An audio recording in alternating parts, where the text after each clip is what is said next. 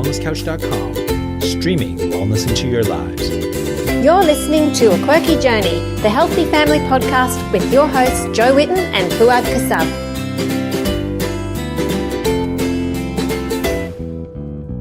Hi everybody, and today we have with us Dr. Igor Tabrizian, and we're going to be talking about his awesome new book, Staying Healthy. We have lots of questions for you, Dr. T, so I hope you're ready. Ready as I'll ever be. Okay. You can always edit out my answers, I gather. No, we need your answers. That's politically incorrect. Oh, well, good fun. But from the look of the New South Wales ballot paper, it'd be pretty hard to be that. Did you see the picture of it? I didn't. It's huge. What was it? What is it? It had, it was almost like the size of a small tablecloth. Oh. Yes. Yeah. Ours was pretty big too. All right. Oh, well, yes, so We were just having I'd like to know. a little chat before we started, and we were looking through your book, which is fascinating, and it tells us all sorts of things about different minerals and vitamins and things in your food and what to look for. We would love it if you would give us a little bit of an overview on your book and why you wrote it and what it's for, and then we can ask you some questions about it. Yeah, I guess maybe I'm addicted to writing books. So are we. Certainly addicted to reading them. But, you know, sometimes you read things and you go, oh, why didn't somebody write a book about so-and-so? Or why didn't someone do an app for so-and-so, you know? Yeah. And so I think I've written in that way, perhaps because I started doing a course in media studies, and they were saying the best journalists were the ones that did pick those niches. Yeah. Because, you know, editors get copy and text all the time. They go, oh, more of the same. And then something different comes along and said, oh, yes, I see what they've done here. They've picked this gap. It's a bit like in cricket. So looking at all the things that I knew and looking, like you can go to health food shops and spend a whole day there, almost trial and error, finding things that might suit you. But you know, the same thing applies with cooking. How do you choose what you need when you do your shopping, for instance? What motivates you to go down the steak aisle, or the nuts, or the citruses? Why do we have that feeling? Is it really random, or is there some other basic program running? Because animals do this. And I guess I was thinking, well, why do people choose things? Do they choose things just because they're in front of them, or is there's some kind of need? Does the body kind of bypass their conscious state and say, look, you're low in molybdenum, so I think you should get a dozen eggs this time, you know? So, and a couple of things over the years, I've been to various conferences and meetings and that, and there was one guy, I'm not a big fan of him, but he wrote a book called Dead Doctors Don't Lie. And one of the things that he says in that book is that paying attention to nutrition in animals has eradicated about 600 diseases in farming. Wow. And even if that's an exaggeration, even if it's 100, he's a vet, by the way. We probably should know that that's true. I thought, wow, they obviously, vets and people in those industries make links between the symptoms that animals have and the nutritional deficiencies. They don't even think twice about it. It's commonplace. And in some areas of the world, it's more commonplace, and they've got usual suspects, like magnesium or selenium or zinc and these kind of things. So that's stuck in my mind that, at least vets and farmers and agriculturals can see this link. And I thought, well, the same thing must happen with humans. What would happen if we paid attention to these deficiencies in humans? How many diseases could we eradicate? But there's no medical model for that. Yeah. No one has ever come up with a medical model, although doctors, if you sort of corner them and say, right, what do you think about all the deficiencies that you see? They go, well, I don't see any deficiencies. Oh, what about those patients who sent off for iron infusions? Oh, yeah, well, there's iron. Yeah, there's always going to be iron deficient people. Yeah, there's, And I said, well, occasionally, what about those people with, Crohn's disease and intestinal problems, and you need to give them B12 injections? Oh, yeah, there's a B12 deficiencies in some people. That's true. And what about the vitamin D problem? Australians are more paranoid about going out in the sun. We're seeing all this low. Oh, yeah, well, there's low vitamin Ds. And so you keep going with this, and then I say, oh, yeah, that's right. One of my patients did have zinc deficiency. She insisted I do the level, and it was low. And so what they're dealing with, they've put them in one category of deficiencies, that these are special cases, but they don't necessarily make the link that perhaps all these cancer patients who turned up this morning might have been selenium deficient their whole life. And I think it's because no one has really instructed them in that. They tend to, as soon as it leaves something that's comfortably medical, it becomes more new age-ish. Yes. And yet, if you go back in farming for 100 years or so, there's been no doubt that deficiencies cause diseases in animals, and we live off those animals and off that land. So that sort of stuck in my mind, and I thought, well, at least if people had guidelines what to look for and they knew what to eat, perhaps they could circumvent that problem by being empowered about it. And it's not just this guy Joel Wallach. There was a professor of the Department of Soils in Missouri called Albrecht, and he realized that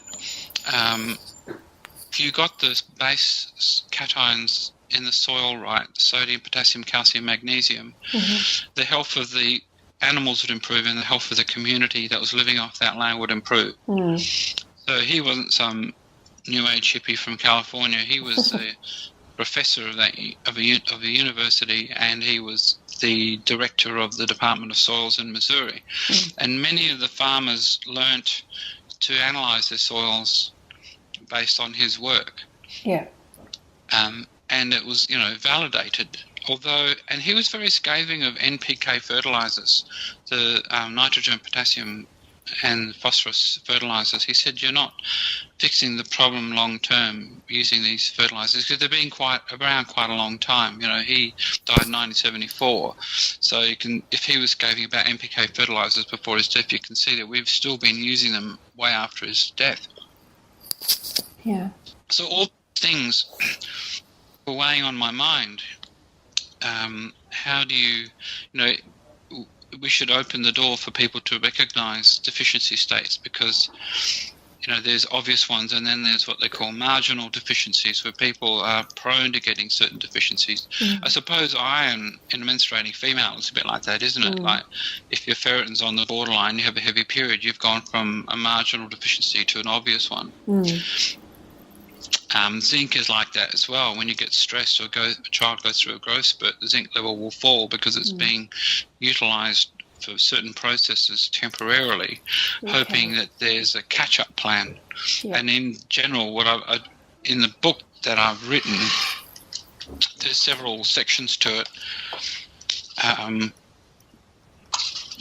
was just looking at the bit with zinc, actually. The introduction, what is deficiency and what is suboptimal? And how do the plants put these things?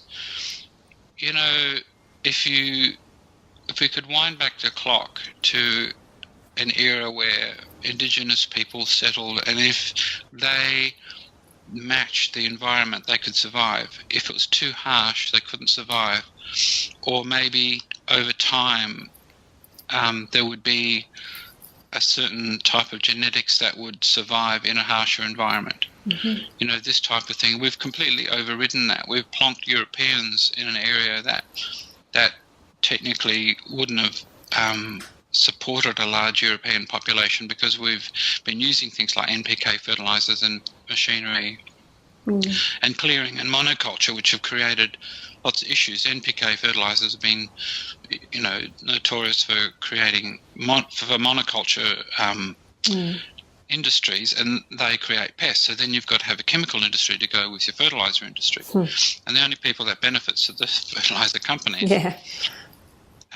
So I'm talking about plants and how they, they get the nutrients into that, and then how we digest those things, because it's not a given that people can digest everything. We assume it is. Like, I remember my, gastric physiology lessons, and they assumed that everybody could make trypsin and chymotrypsin on demand if they had protein in their stomach. They assumed that everyone could get the pH low enough in the stomach to activate those enzymes, and they assume that all the mechanisms that tell the next step, how much fat is in this meal, how much carb is in this meal, how much protein is in this meal, better tell the liver to release X amount of bile salts, better, if the meal's large enough, you better tell the gallbladder to help, how much, aminopeptidase should the intestines make, all these little things that get calculated. They don't always work. No. I think some people genetically are bad at doing that, and maybe those people, their diet, those people would thrive if the diet was right. If they were trying to eat what everyone else is eating in a diluted gene pool, then they're not going to survive. And we've found this out. I think there's a significant number of people who are born with maldigestion, and then we also, so it's not a given that if you eat a certain food, you're going to absorb it. But indigenous people, if you ever look at regional cuisines, did you ever wonder sometimes, well, why did they pick this food? Why did they combine those ingredients? Is it just personal taste? Is that what makes up their particular diet? That there are all these cooking programs where, Food Safari and whatnot, they go around Alain Boudin, all these people, and they go to regional areas, and the really old food, people going back to indigenous and culturally based foods, they must have had a reason for putting ingredients together. Is it that those people were eating more of something to compensate for the salt deficiency? Was it something innate? Is this the same as animals will go to certain plants when they're sick? Is that why? In Indian food, in the south, where the hottest food is, and the most inclement of the climates, there are theories that the food and the environment will create rancidity very quickly. So you need something that has the natural antibiotics, and hence many of the spices that they use would offset that issue. That's interesting. You see what I mean? Yeah. Yeah. So the Vietnamese use so many herbs in their soups, just almost equal volume, of weight of herbs.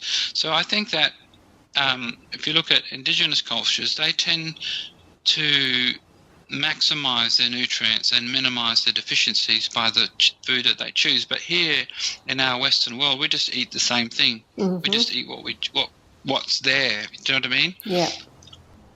And that plus, the maldigestions that we see, that plus the soil deficiencies, and perhaps the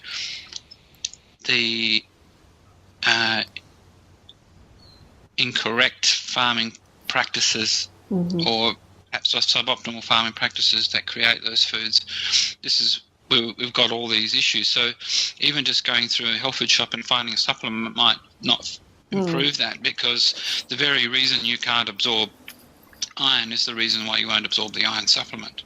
Right. So I've tried to put a little bit of that in the book as well, to say that you need to look at digestion, and if you're getting to a certain point where you're not digesting, you need to have it, have some sort of objective help with it. So yeah, the first part is like the biochemistry. Why are these things so special? Why is iron special? Why is copper special? Do we have issues with too much or too little? Generally, we understand. It's easier to understand the issues when the the level is low, because you can imagine like a car and the petrol level is low or the oil level is low, it's probably not going to run optimally. But we do have issues sometimes when these things get too high, people with iron overload or copper overload. And then some certain, I couldn't cover everything, but I looked at things like vitamin B12, because that's very pertinent to people who are vegetarian, vegan, or even people with significant digestive issues in the small intestine, which are definitely more of, we understand there are more of them now than they used to be. For sure. And then vitamin C and vitamin D have their own, quirks and characteristics. So I singled them out, as in to go through them and say, why are these special? Why are your amino acids special? Why is your protein special? And then the last part of the book was the A to Z of these common deficiencies.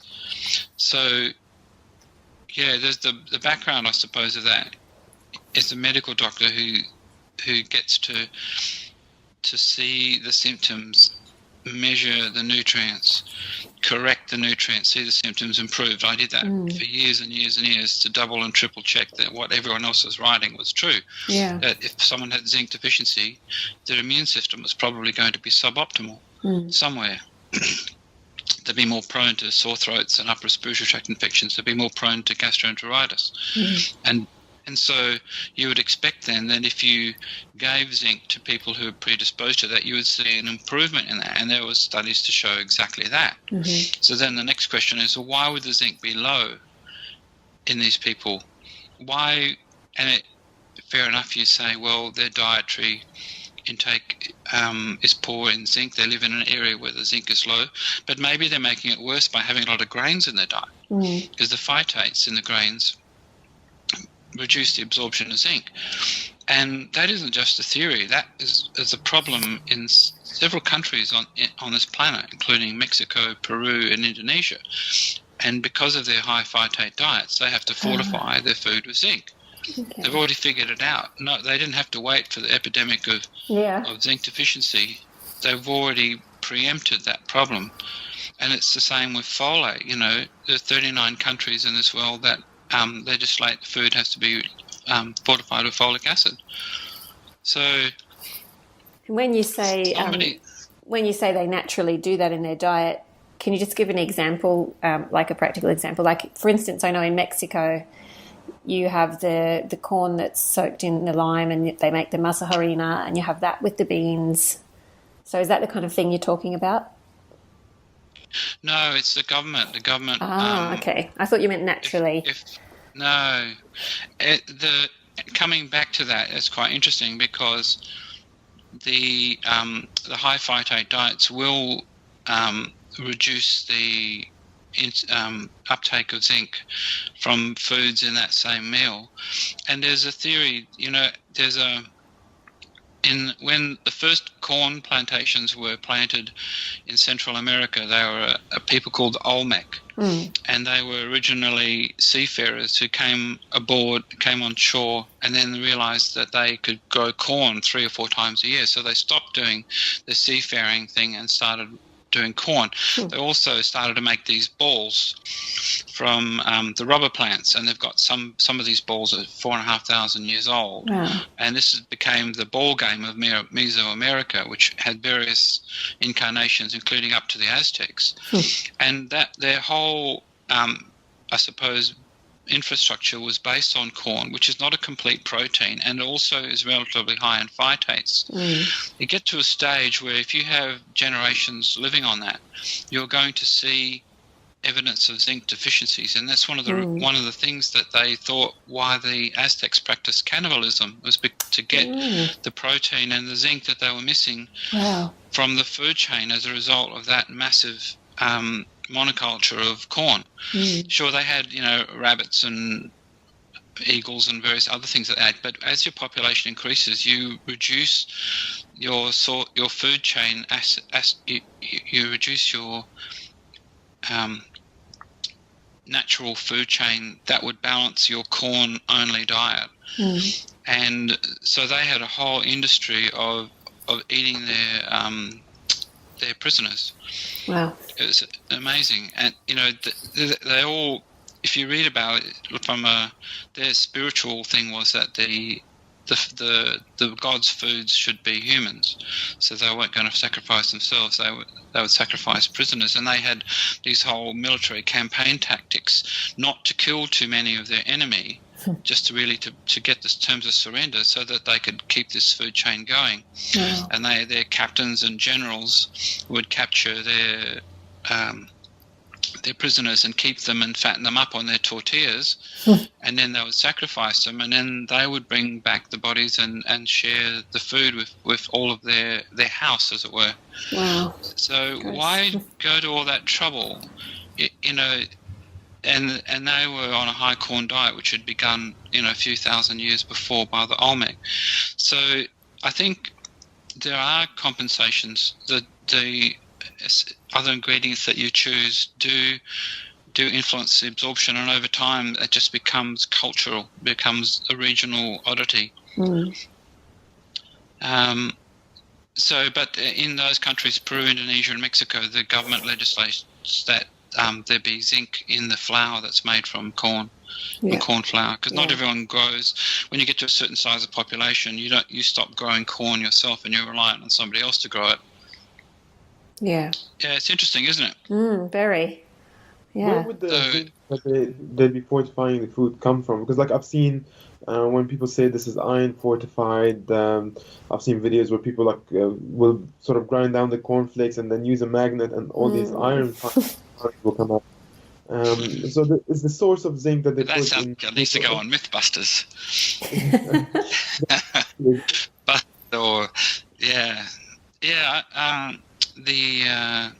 I don't know about the cornflakes. I don't think I haven't bought any since the last century, but I'll have to go and do that now. Yeah, you have to try it and let us know.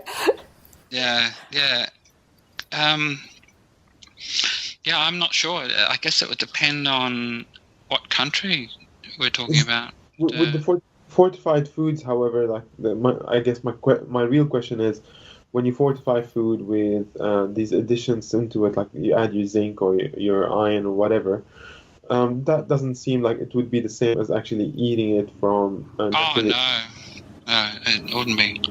And so, for our audience who are looking at taking any step that they can to improve their own health, you're better off to adjust your diet as if you knew what you needed to eat extra, and that's why the book tells you that if you're low in zinc and you have a Thermomix, then the olive tapenade is actually a really good way to bring up your zinc level if you're not eating oysters. And the other thing posed about the book was looking at the different dietary restrictions that some people have. Well, the omnivores can eat everything. They don't always make the best choices, but at least they don't have any restrictions. And then, the gluten-free people, they will have significant restrictions in their diet. And then the vegans, obviously are not going to be able to eat oysters, as a source of zinc. They've got to pick other foods. So you've got to find the thing that suits you, I suppose, even if you have to eat, a handful of olives every day to maintain a zinc level.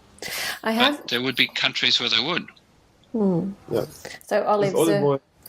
Yeah, go ahead. Is olive oil good for olives, or... I'm not sure if the oil has the zinc in it. It might do. I've not seen a mineral analysis of olive oil. I guess it depends on how it's made, isn't it? Cold pressed would have more zinc in it. You think so?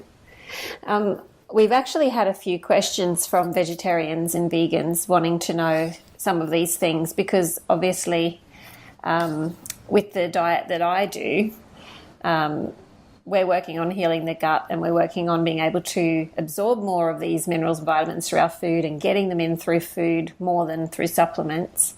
But I don't really know what to tell people who are not able to eat the meat and the broths and everything. So I thought I'd pick your brain about it a bit. I noticed you have a little bit about it, like you said, in the book, for vegetarians and vegans, and things that they need to be aware of and things that they can eat.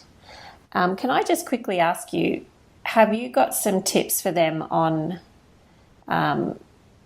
just absorbing these nutrients in their food? Like if they've got a leaky gut or they've got gut issues, some kind of tips for them, what sort of things that they can do? Well, apart from getting a detailed analysis of their digestive tract and what issues they're having with it, the first thing is to try uncombining the food, so having their carbs and protein at separate times. Okay. Because in an unhealthy gut, that's the most stressful combination of things. And that would be for anyone, is it? Really? It's for anyone. Yeah. It's not really... But if you're trying to optimize digestion, and it's because, like, many of them will make a complete meal, but they might not absorb a significant amount of it because of that stress of carbohydrate and protein. It's because carbohydrate digestion begins in the mouth. And the other thing is to make sure you really chew your food, because if you don't, that definitely stresses things further down, like gulping your food down quickly, and also making sure that you've got, good teeth to do that. If you're on a diet that's high in nuts, that's really stressful on your teeth as well. So making sure you have a good dentition for it, chewing the food, having your rice separate to the rest of the meal.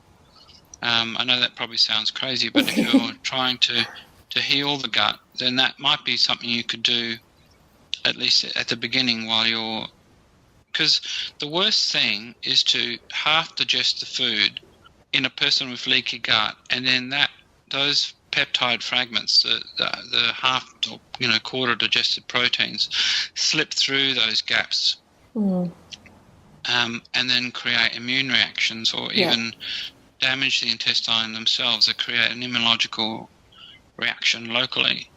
So at the worst, combining the food at least gives the carbs a chance to get digested. So how far apart do you have to have them? Probably an hour. Okay. So they can have their, their porridge or their quinoa or their chia bowl, or, in the morning, or just have plain rice. The Chinese and I think the Thais have rice congee in the morning. They're like a gruel. Yep. And that's a simple, bland meal. Yeah. So food uncombining, chewing, all those kind of things. The next question is whether raw food or cooked food works better for some people. Yeah. There's a very polarized out there, raw food and cooked food. In some ways, cooking was a good thing. In some ways, it was a bad thing in terms of human development. I suppose they can argue either way. I suppose a good thing about cooking was that you did perhaps sterilize the food in some ways, reduce its ability to harm you. But then when you cook foods, you create other compounds that are carcinogenic. So, these nitrosamines and the caramelized compounds, when you brown food, you create carcinogens. So toast, for instance, is more carcinogenic than the bread that you started with. Yeah, I know. So, there's various grades of cooking. The bread is already cooked, So, raw food, and some people, I know my patients will say, look, I went on this raw food diet and I felt absolutely fantastic. And the next one will come in and say, I cannot digest raw food. I have to have it cooked at least. Yeah. And perhaps that's saying something about their innate pattern of digestion. Maybe they need some assistance that's created by, denaturing the food with the cooking. I mean, you do get some denaturing. That's why, Brussels sprouts will go from crunchy to incredibly soggy, and peas, etc. So perhaps with the vegetarians, do some experiments and find out what you can digest raw and what you need to cook. and stick with it. Don't try to go against the grain with it. So are you saying that it's better if you can eat it raw, otherwise cook it? Is that Yeah. what? Okay. Apart from potatoes and those sort of root vegetables, I suppose. Beetroot, you can sort of do it, Yep. but it's a bit chewy, isn't it? And turnips, probably not that pleasant. Yeah, so, like, the Chinese, they don't have anything raw. For centuries, none of their vegetables are raw. There was one exception, I think, that broke the rule, and it was a relatively recent invention by some Hong Kong chefs called Sang Choi Bao. And it's either pigeon mince or pork mince and some other condiments fried and then put in a lettuce leaf, a raw lettuce leaf. And it caused such a stir because the Chinese are going, what? We always cook our lettuce. Why would we have it raw? Oh, really? They cook it? Yeah, and you never eat the garnishes in Hong Kong restaurants. That was the first thing I learnt when I was in there, because it was probably been there from the day before and just recycled. But, it was just an unwritten rule that you didn't eat the garnish. Okay. Yeah. It was just for show. Not having a go at them, it's just how those Yeah, it's restaurants just work. interesting. Yeah. So, yeah, they've not really eaten anything raw. It tells you something, doesn't it? Always cook their vegetables, even if it was lettuce. Wow. The brassicas, etc. Do you think that could be that people are that innately know that they do better with raw or cooked? Could it be to do with I think so. Could it be to do with I their have patients who say the worst thing they can possibly eat is a fresh salad. Yeah, see, I was always like that. I know when I first went to see a naturopath and I was so sick, and he started talking to me about gut health, and I was just so new to the whole concept. And I said, I suppose you want me to go home and eat a heap of salad. And I was thinking, man, I really don't want to eat a heap of salad. It's the last thing I feel like having. And he said, no, I want you to eat slow cooked. I want you to eat steamed veggies. I want you to eat, the cooked veggies will be easier for you to digest. And I was like, oh, thank goodness, because I just couldn't handle all the salads. I can handle a lot more now. But, yeah, when I was really sick, that was the last thing I wanted.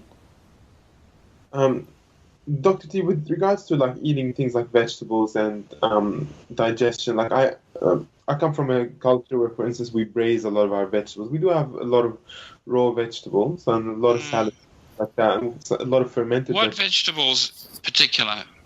Cabbage, for instance? I mean, very few people eat raw cabbage except in coleslaw. Yeah, so we will eat a lot of fresh herbs, for instance. We'll eat tomatoes and cucumbers fresh. We'll have I guess a little bit of cabbage. That's not uncommon to have like fresh cabbage salads. I'm not really sure if the cabbage salad is a new addition to our diet, like as a sort of Middle Eastern coleslaw or something like that. We'll have raw carrots, but quite often what we do is we get any vegetable that we can get our hand on, and we'll just fry a little bit of garlic and onions in olive oil, and then we'll add the vegetable on top of that and just let it sort of cook down and absorb the olive oil, and then we'll eat that hot or cold. And that seems to be the way that we just eat our food. And even like in periods, say, of Lent, where people avoid eating meat, these kinds of dishes that are braised in olive oil become like staple dishes for us. And I'm just wondering if you can sort of shine a light if there's any kind of traditional wisdom that comes with that kind of method of cooking, or is there anything that we have to be mindful of in terms of pairing up vegetables with a source of fat as well, or cooking it in fat? So they would do this just for vegetables. So wouldn't add any meat to those dishes. Quite often, yeah. Like you'll have a lot, let's say braised okra, braised beans, very common. Even things like spinach will be braised in olive oil.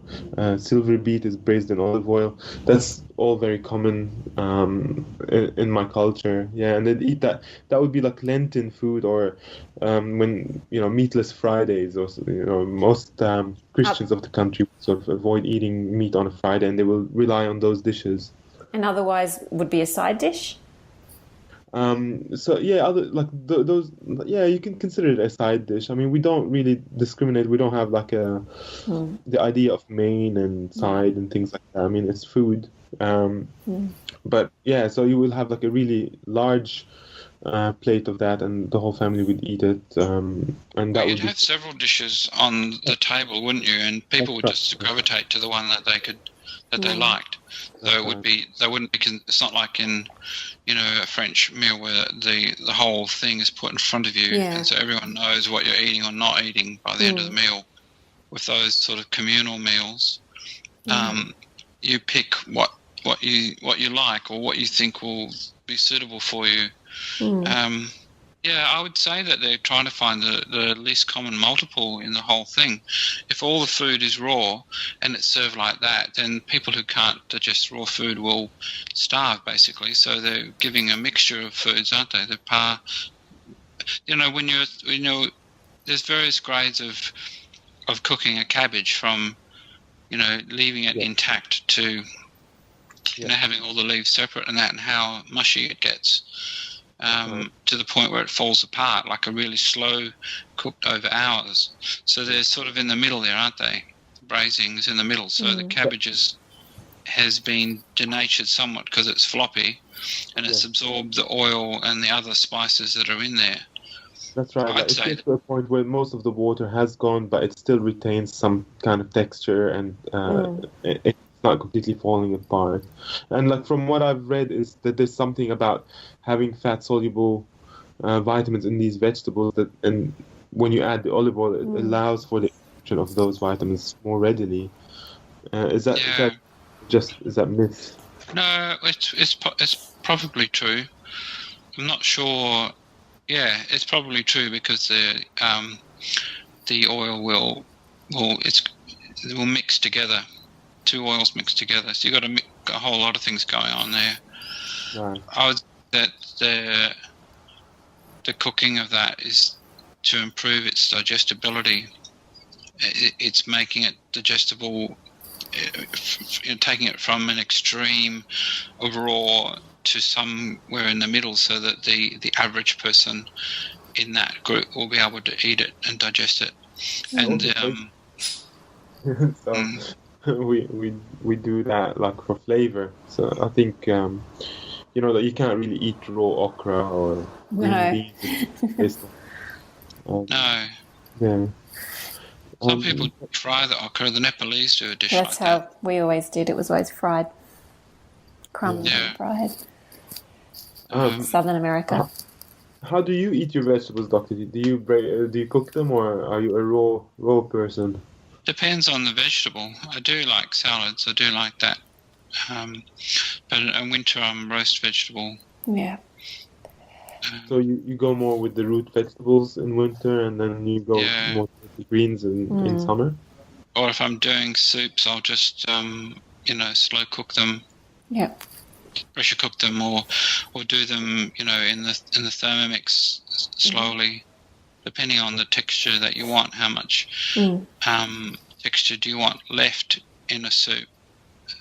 If you want it very homogenized in a pressure cooker, we'll do that. If you still want basic textures, you can put the blade on reverse, so it's still something. It depends on the soup. So I think we're all in agreement that certain foods need to be cooked. Yeah. Yes. And I think culturally, over time, your cooking methods adjust to get the maximum nutrition out of that. Yeah. And certain things like the Chinese avoiding raw foods suggests, I suppose there's a couple of things there that the cuisine often represents the other aspects of the culture. I mean, if you look at kosher foods and the kashrut, there's a combination of public health and conscious eating in those rules. Yes. And I think that's probably the best documented of the guidelines for eating. Then you have halal and various other things, and they all do have that combination of public health and conscious eating. Where is my food coming from? Who provided this? Are they in keeping with the ideology of my community? All these types of things. Yes. And maybe in some cultures it's not quite as obvious that those things are occurring. Like the certain foods that are not to be eaten, or certain foods that must be eaten, or certain foods that we cook. Like it's almost a given that potatoes should be cooked, isn't it? Mm. Yes. It's almost a given that pumpkins should be cooked. Yeah. Unless you're making a pumpkin salad in which you will, like, 3/4 cook it so that the cubes stay intact when you add your spinach and your feta or whatever it is you're adding in that salad. So there's and so why do we have that? We could eat potatoes raw. Let's say we have no way of cooking. Maybe we would eat them raw, or tube vegetables. I always liked orange sweet potatoes grated into a salad when I was younger. I did like that. So you had them raw? Yeah, they're very nutty. Okay. I did eat potato. I did eat potato raw when I was a kid too, by the way. Okay, but your preference is not to have raw. Yeah. I think when I got sick as I got older, I went away from raw. Yeah. My body just said I don't want raw. And yet there'd be some people who've gone completely the opposite direction. Yeah, that's what I always find fascinating. Raw. Yeah, and they say they feel so much better, and I'm like, man, I just couldn't do it. I think you do. As you age, your digestive tract does change. Yeah. The production of stomach acid decreases steadily after the age of 40. There have been studies to show that. So your digestive capacity, your ability to create a very low pH in the stomach in the first step of denaturing of protein diminishes as you get older. Mm-hmm. And if you look at if you believe in the blood group diets, it's worse than the A blood groups. Their curve deteriorates faster than the O's. Okay. Interesting. I'm O negative. I think it's because the O's tend to have higher levels of stomach acid. Do you know how dogs can eat food that's been out that humans probably couldn't? They have lots of stomach acid, really high levels, and that's there to protect us. But eventually I think your choices protect you. What about you, Fuad? Have you changed your diet over the years? Did you find that you had to eat more cooked things or more raw things? My main issue is really the ability to metabolize carbohydrates. So I'm fine with raw vegetables, cooked vegetables.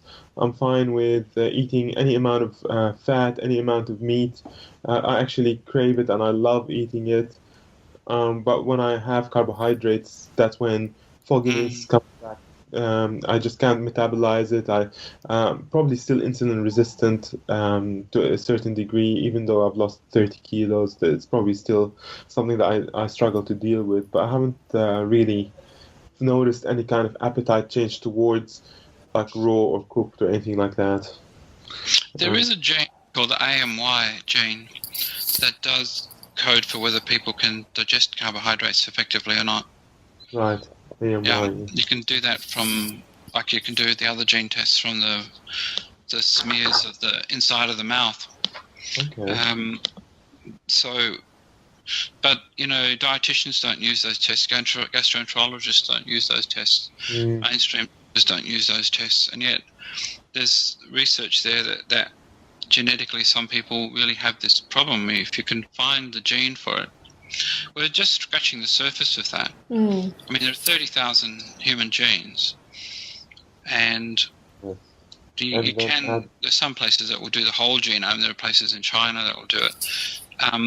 And as we discover more, like I think when that technology first came out, I remember reading something from the DAN conferences to defeat autism now, and they had some geneticists saying that they found 20 genes associated with autism, and now the number's close to 1,000. Wow. 1,000 out of 30,000 genes. So you wonder, is it a disease or just a human variant like eye colour or skin colour?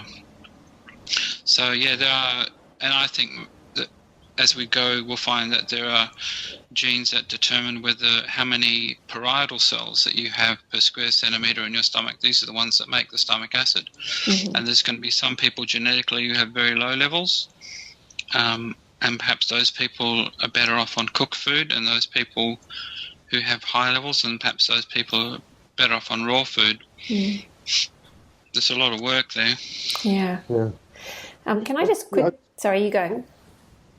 Well, mine is a long question, and it is about the vegetarians. And yes, mine too. So you keep going. So, the core of it for me is: are there any diseases that we're seeing now, for instance, like IBS or Crohn's or anything like that, that, for instance, if someone is on a vegetarian diet and they're not doing it correctly, that they start seeing these diseases unfold? And then, if so, how can they recover from that while still remaining vegetarian? Yeah, good question. I don't know if there's more. I haven't seen any evidence to show that those diseases are more prevalent in certain types. Having gone through IBS myself as an A blood group, I know that a high meat diet definitely aggravates my problem. So I'm better off vegetarian or pesco-vegetarian. I get my protein source from non-land animals, as it were. So, but in the repair of things, one of the things that would be very useful is, you know how when you make a vegetable soup, there's a broth and then there's the vegetables that are remaining.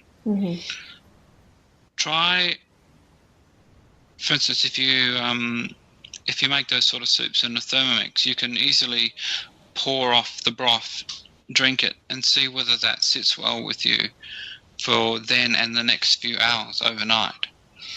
And then you can do another experiment where you blend the whole thing and you drink that soup and see whether that sits well for the next, overnight. And you can work out from the two which is the more nourishing and sustainable of the liquids. So the difference between those two is there's more fibre in the blended one, and there are more amines in the blended one. And the other next thing is to figure out what helps heal that particular person's digestive tract. Do the vegetable broths, those pure broths, do it? Does the blended broth do it, or do they need something more to restore the status quo? Like some people will go, I just went straight into sauerkraut and kimchi and kefir and I made it all worse. Yes. Some people will and maybe they overdid it. Maybe they shouldn't have been taking all three things 4 times a day. Maybe they should have nice and slow alternated them. Yeah. So there's the amino acid called glutamine, which has been used in a lot of these gut restoration powders, with variations of glutamine and slippery elm, glutamine, aloe vera, glutamine, probiotics. And it's interesting when you give those to people, there is a tendency to overdo it as well. And one thing that might help, because the problem with glutamine is that to get that dietarily, it's going to be, you have to digest those foods in order to get the glutamine out. So if your problem already is digestion, eating high glutamine foods doesn't necessarily solve it. And the foods that have the highest glutamine, believe it or not, is wheat. Wheat has, because the gluten, that protein, is 60% glutamine. So the increase in glutamine necessarily in the diet might actually fix the problem. So glutamine as a supplement is probably a useful thing to try on its own, and to try it at low doses. So often you get glutamine in powders. You can buy it just about anywhere. And the tendency is to go with the higher dose. And in some people that makes them a lot worse. What's a low like dose? I'm talking about a low dose is like 100 to 500 milligrams a day. Okay. But they come in powders where it's easy to give, 3 to 6 grams a day. Ah. Now, the problem with that higher dose, if you start with that and you have leaky gut, is that you really you place quite a high burden on your immune nervous system downstream, because glutamine is converted to glutamate as a monosodium glutamate, and then converted to gamma aminobutyric acid, which is one of your calming neurotransmitters, or L-theanine, which is another calming neurotransmitter. But some people get stuck at the glutamate point, which revs them up, creates all sorts of havoc with their neurotransmitters, because they've had such a massive load of glutamine get past the leaky gut and go up to their brain. So the trick is to give the gut enough to heal its leaky gut, so then you can take more glutamine. You see what I mean? Because the gut's the first point at which the glutamine... And the reason it works is that the intestinal wall does all these functions, release enzymes, transport minerals across into the splanchnic circulation. That's the bloodstream that goes up to the liver. It's completely isolated from the rest of the veins, but it's the veins going from the intestine. Anyway, you want enough glutamine for these intestinal cells, because that's their fuel source. And the reason that these intestines run on glutamine is it's a bit like a tugboat. It'll use a fuel that nobody else wants. You can mix anything you like in them, but you don't want it to run on glucose like everything else, because if the intestine ran on glucose, then none of it would get to the rest of the body. It would use the whole lot up, because it's 11 meters long. Or the small intestine is 8.5 meters long. So it's got its own fuel source that is kind of like the extra, the bit that nobody else wants. So glutamine is what they run on. The same with the kidney, because it filters the sugar, 25% of the cardiac output. Every time the heart pumps, 25% of that blood flow goes through the kidney. So if it ran on glucose, you'd get hypoglycemia within a few minutes. It would just completely deplete the glucose. So that's why those two organs have their own special fuel, I suppose. So anyway, if you're repairing the gut, you low dose glutamine and test it first, and then it might take quite a while to repair it at the low dose, but at least you're not exposing the rest of the body to the extra glutamine that they might not be able to cope with. So 100 to 500 milligrams a day, and do that for a few months. And I don't think there's a way to get around that, because the foods that you'd pick would be the ones that you'd probably react to. And then note the symptoms.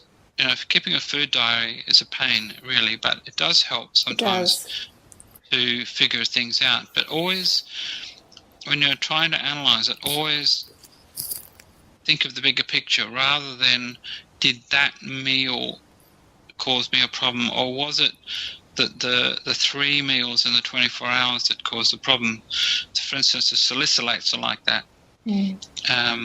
These natural aspirins in our food, and that's why in my book I've got the 4 categories: vegans, omnivores, gluten-free, and salicylate-free diets, because the salicylates are cumulative, and because you can have a whole range of them in different food, it could be that your total daily intake has exceeded what your gut and your liver can handle. So looking at the food diet, and then you go back and go, I see, I had too many salicylates in the 24 hours. That's what set me off. Or I did the worst thing, and I combined two things that I had trouble eating. Like I had, fried rice with cashews, for instance, or fried rice with almonds, and that combination didn't suit me. Yeah. Because there's a significant amount of carbohydrate in that meal, plus the almonds were high in protein, so I couldn't digest the two. And that's where the food uncombining can sometimes help. Can I digest the rice on its own? Test that. Can I digest the almonds on my own? Do I need to have them, soaked and Activated. Yeah, overnight. Yeah, this is what I found really helpful with the GAPS diet, because you just brought things in one at a time and then you left it for 2 or 3 days, and it just really helped us to figure out a lot of things that we never knew bothered us. And it also helped us figure out when we could handle them.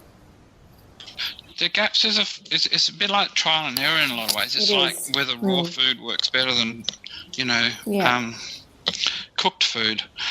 And because you don't know what your starting point is. You know that there's something wrong, but you don't know exactly what it is. Yeah.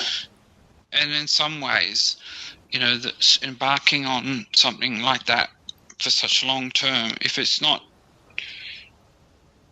if people want to try that, it's an inordinate amount of mental effort to be on that diet. And all the other things, and whether everyone should be on that diet or just one person in the family be on that diet. And same with gluten-free. And,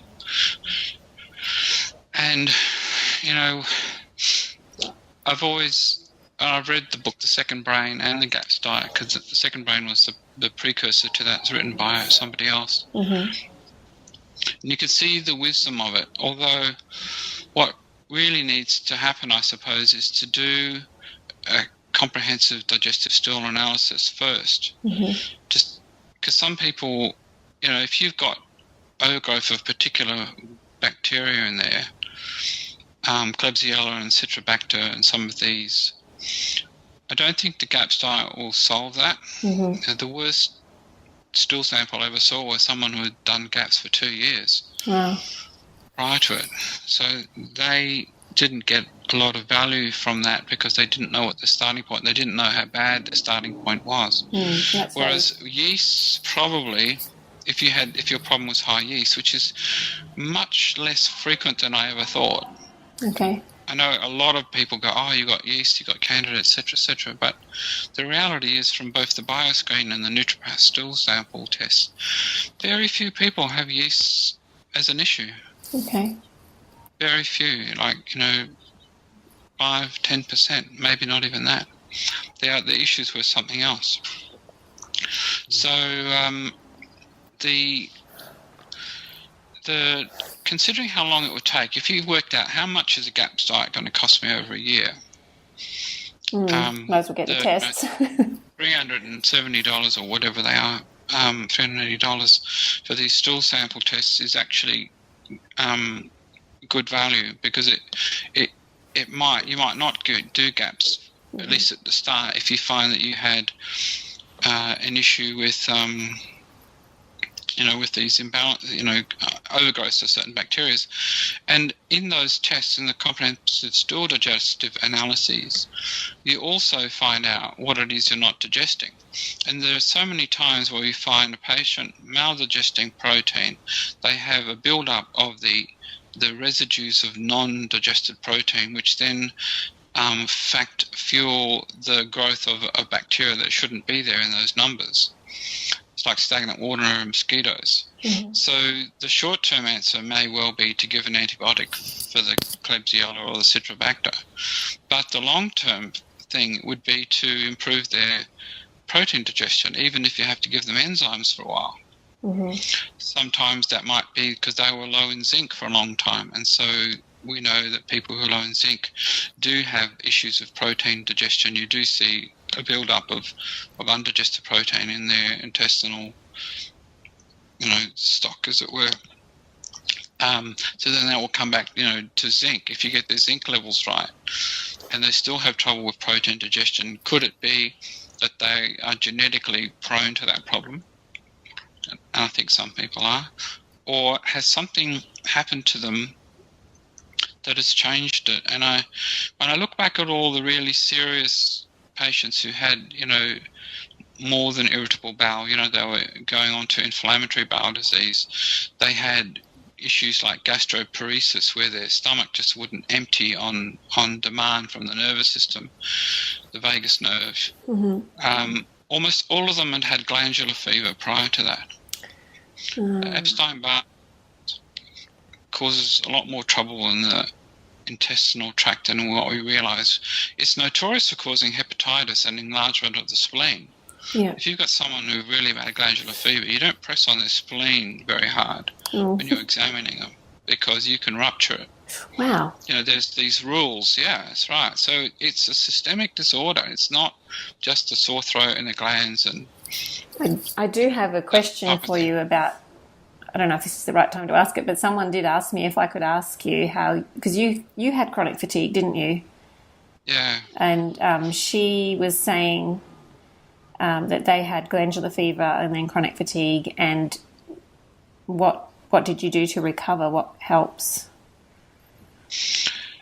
In my particular instance, I realised that I was on a high meat diet when I was, post glandular fever and an A blood group, and that's the worst combination, because you're low stomach acid to start with, and I'm pretty sure when I link it back, the high meat diet that I was on was definitely detrimental. I was like a salmon swimming upstream, and it was aggravating. The reason I got so sick, I'm pretty sure, was because I was zinc deficient. So I was eating the wrong foods, the wrong time of day, all that kind of thing. And then when I cut meat out, that allowed me to digest my food better. I got my zinc levels up. This is looking in retrospect, because I had no idea at the time why I was improving. And then also because I'd moved away from home, I was choosing my own foods.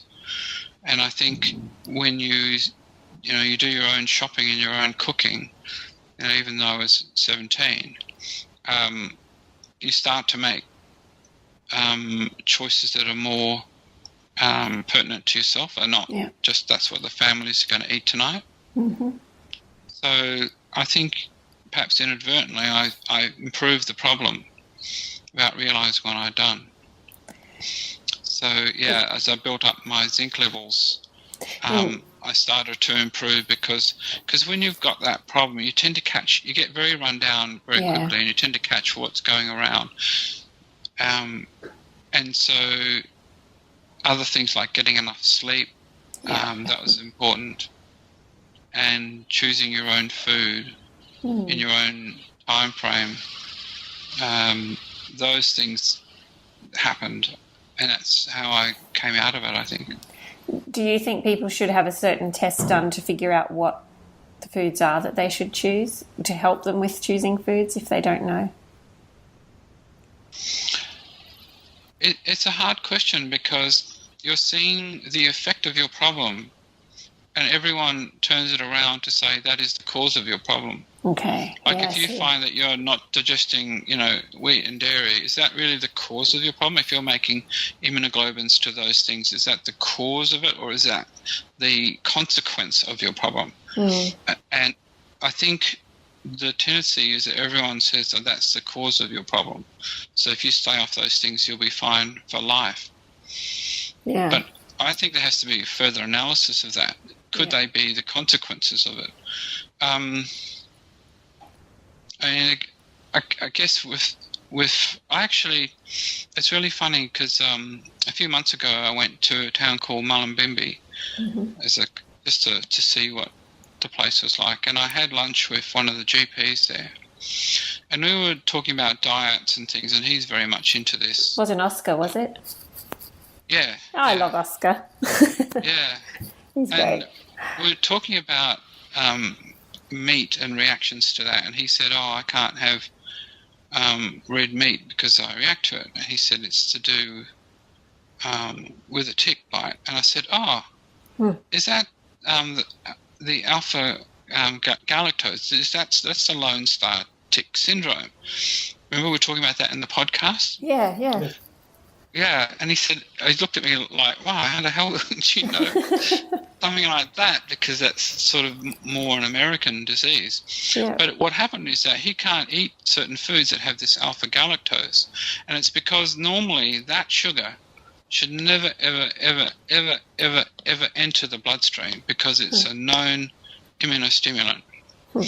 But the ticks will, if they inject you with that, because they've been feeding on other animals that have that. They have that in their venom, whatever it is that they stick into you. That goes into your bloodstream, and then you become sensitized to alpha galactose for the rest of your life. Wow. It's like a vaccination. Yep. So if you were to test someone, then you'd say, oh, you're allergic to red meat, all these different animals. And therefore, that's the cause of your problem. But it actually isn't. It's the consequence of the problem. And the consequence is that you've been abnormally sensitized to alpha galactose. So if that's one of the sugars that we know of that's innate in the food that we eat, how many others that we don't know of? Yeah. But anyway, coming back to, if you're doing IgE or IgG testing, sure, in the short term, you can perhaps reduce the immune load on your body while you're trying to repair it. But be mindful that many of these things are the effect rather than the cause of the problem. Yeah. So yeah, I know some people do that. They'll do the stool samples. They'll do, the IgG, IgE, and even IgA testing, and then they'll go on a food exclusion diet. But then after a few months, the patient goes, I'm a bit sick of this. Why can't I eat these things? How long do I have to do that? Would the food exclusion diet actually make some nutrient deficiencies worse? Yeah. The best example is salicylate deficiency, salicylate intolerance, because if you go on a truly low salicylate diet, you're highly likely to get vitamin C deficiency. Wow. Because vitamin C is the sources of vitamin C are often high salicylate foods. Yep. So it's hard to do that long term. There's very few. If you read, when I was researching this in the section on vitamin C and salicylate, low salicylate diets, the list is really short. It's sort of like a list of iodine foods for vegans. It's really, really limited. So you've got to pay attention to that if you're on a low salicylate diet. So the question then is, if somebody does react to salicylates and you've proven it, that's the effect of their problem. So what's the cause of their problem? Yeah. Are they genetically prone to salicylate intolerance? Have they been on a diet that's generally high in salicylates? Like, Thai food is very high in salicylates, Italian food high in salicylates. Did something happen to reduce the capacity to digest salicylates? We know that stomach acid destroys a lot of things, including pesticides, food colorings, additives, these kind of things. That's what it's for. It's a defense system. The Chinese call it the fire. The crucible. Anything survives that, then gets hit with something else. So people with low stomach acid are more likely to have a salicylate intolerance. And then further down, if there are salicylates could cross the intestinal border, and that would be worse than someone with leaky gut. So you've got you've got like it's 3 wicketkeeper in it. The first wicketkeeper is the stomach. The second wicketkeeper is the intestinal border. And then even if the salicylates get up that bloodstream, the portal vein going up to the liver has another wicketkeeper that says, wait a second, you guys aren't going into the systemic circulation, because we know what aspirins do in the bloodstream. They're going to mess up prostaglandin and prostacyclin. And if you get into the brain, you're going to block glycine. So we don't want that. So you guys are just staying here. So the liver just captures all the salicylates. And the way it gets rid of it, it says, right, now what binds well with salicylate that we can send out into the bile that won't come back? Glycine. Yes, we've got plenty of that. So we're going to bind the salicylate with glycine. And and that salicylglycine is the way we get rid of the salicylate. So that's the last wicketkeeper. So if you are glycine deficient, you don't have enough of that amino acid just sitting around in your pantry, as it were. That's your last wicketkeeper, and that's when the salicylates, all those three mechanisms have to fail before you get, behavioural disorders with salicylates. Right. I'm just actually, I had that page open in your book, and I was just looking at it while you were talking about it. It's very helpful, this book, just going back to your book. It's very pictorial. Yeah. It gives you, it's like got cartoons. I like cartoons. No, it's good. I couldn't really cover everything, but there's enough in there to have an aha moment, and somebody says, "Oh, I've got to look that up." That's right. Oh, and then they look up the research, and this guy's right. Yeah. So I've been on this low salicylate diet. I've now got scurvy. What do I do next, kind of thing? So then they have to take up, some vitamin C to counteract that. But and even the food colorings. We consume 5 kilograms of food colorings and additives and flavor enhancers every year in this country. Wow. Why are we reacting to these now and not 30 years ago when Food Standards Australia and New Zealand allowed tartrazine and and erythrocine and amaranth and all those food cultural and all these things? Why are we reacting to them now and not back then? Why do we have peanut allergy now and not back then? Why is it the countries that consume 10 times the peanuts per capita, like India, hardly ever see peanut allergy? There's some weird stuff going on out there. And I think it's the deterioration in digestive health. Yeah. Why are we seeing adult diseases in children? Now, Fiona Stanley was screaming at all this when I was a medical student. Nobody ever gave her an answer. But, I've seen 2 children with 6-year-olds with rheumatoid arthritis, 2 kids 6 and 9 with Crohn's disease. I mean, really? That was unheard of. What alarm bells? What other alarm bells do we need? We want to see prostate cancer in a 2-year-old. Wow. Do we have to see that to get the wake-up call? And it's not just nutrient elements. It's not just toxins. It's not just the genetics. There's another thing that's deteriorated or changed in that time, and it has to be the gut and the biodiversity of the intestinal flora, the rise in caesarean rates, the increased use of antibiotics. There's a whole Pandora of issues that created that, and that's very hard from like a public health system to go, well, what do we tackle first? Yeah. Well, how do we tackle this, or should we just wait for the disease to happen and throw money at it? Yeah. Well, we're all trying to do our bit to help people realise this, and we probably should finish up here because we've been going for a little while, but did you have anything you wanted to quickly say, Fuad, or add or ask? I just want to say that having gone through Dr. T's book, it's fascinating, and all this information which could sound like really, really difficult to absorb all at once. The book really does the best job possible of making this approachable to us and making it something that we can take in, even though we don't have too much of a handle on the science. It really brings the science. And I encourage anyone who really takes their health seriously to buy this book and have a look at it, and you'll be able to start making links to your own health very, very quickly, and you have great tips to start improving your own health from the ground up. And I really love this book, and I encourage everyone to have a look at it. Yeah, it's available through Thermomix, is that right? Thermomix in Australia? Yes. They can. You can either get it through the consultant, or it's going to be on their e-shop in the next few weeks.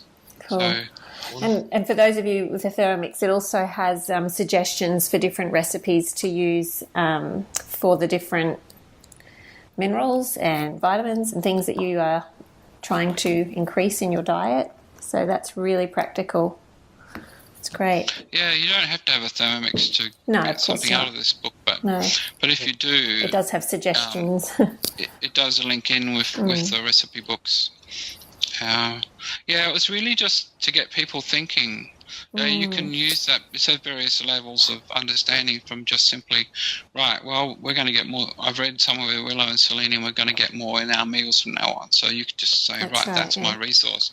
Yeah. Or you could use it and say, wait a second, these issues I've had with the salicylates in my gut, I've got to look further into that because I can visualize now why it's happened, and then that will be the springboard to the next sort of research. So it's sort of like a triage to say, well, look down here, look at these stool samples and things. So it's very broad, and that's why it took a while to piece it all together. I could imagine.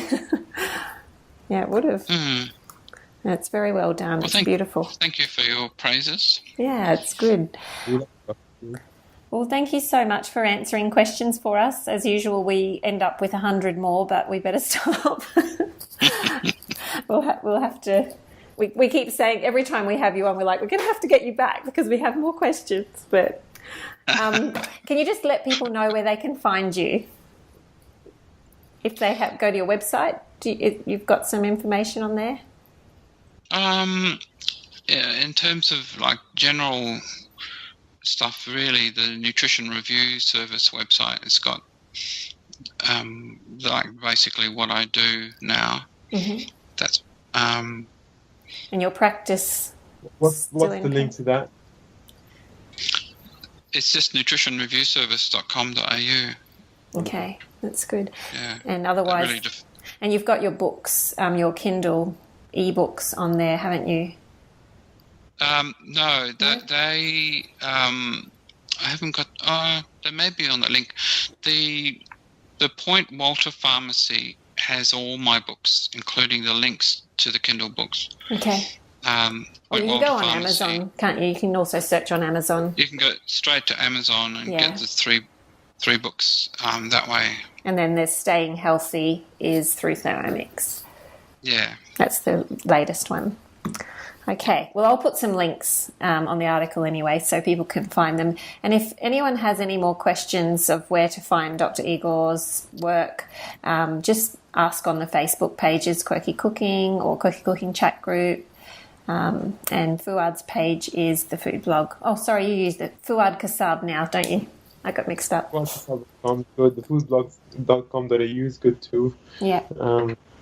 Before we go, Jo, do you want to tell everyone about how you're going with the GAPS program and the book? Yes. Okay. So we're just about we're just over 1,000 members with the program, and we're finding a lot of people are getting a lot of help from it. So if you're interested in learning a bit more about healing the gut, you can go to gaps.quirkycooking.com.au.